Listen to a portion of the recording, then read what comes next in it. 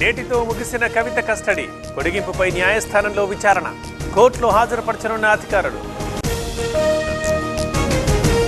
రేపే సార్వత్రిక ఎన్నికల కౌంటింగ్ కేంద్రాల దగ్గర 3 అంచెల భద్రత ఇవాళ స్ట్రాంగ్ రూమ్లకు పోస్టల్ బ్యాలెట్లు పల్నాడులో కట్టుదిట్టమైన భద్రత కౌంటింగ్ కేంద్రాల దగ్గర 144 సెక్షన్ వందలాది మంది బైండ్ ఓవర్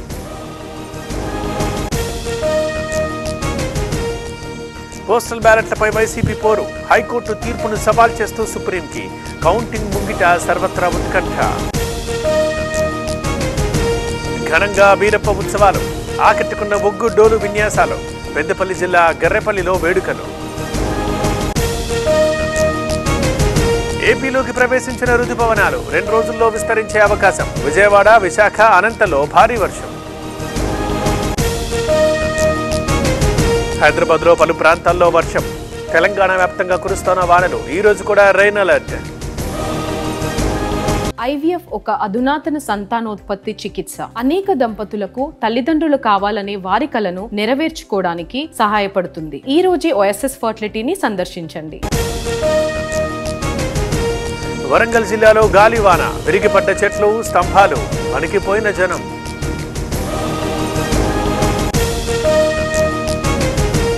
పెద్దపల్లి జిల్లాలో పిడుగుల బీభత్సం పలు చోట్ల చెలరేగిన మంటలు బెంబేలెత్తిన ప్రజలు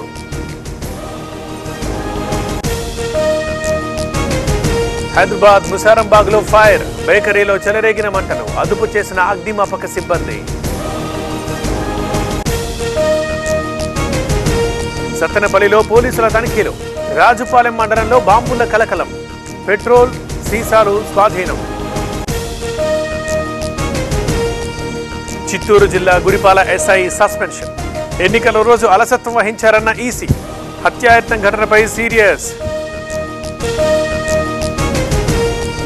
మహిళా కానిస్టేబుల్ ఆత్మహత్య అన్నమయ్య SP ఆఫీసు ముందు ఘటన రాయచోటిలో పోస్ట్మార్టం విశాఖలో ఆపరేషన్ కాంబోడియా 12కు చేరిన ఏజెంట్ల అరెస్టుల సంఖ్య కంప్యూటర్ ఆపరేటర్ ఉద్యోగం పేరుతో మోసం అరుణాచల్లో బీజేపీ హ్యాట్రిక్ ఎన్డీఏ కూటమికి ఘన విజయం సిక్కింలో అధికారం నిలబెట్టుకున్న SKM దేశవ్యాప్తంగా టోల్ ఛార్జీలు పెరిగాయి సగటున 5% పెంపు అర్ధరాత్రి నుంచి అమలు ఢిల్లీలో తాగునీటి గోస ఎండలతో ముదిరిన సమస్య క్యూలో బిందెలు తప్పని అవస్థలు మధ్యప్రదేశ్లో ఉద్రిక్త పరిస్థితులు పోలీసులపై రాళ్లు రువ్విన దుండగులు బుర్హాన్పూర్లో భారీ భద్రత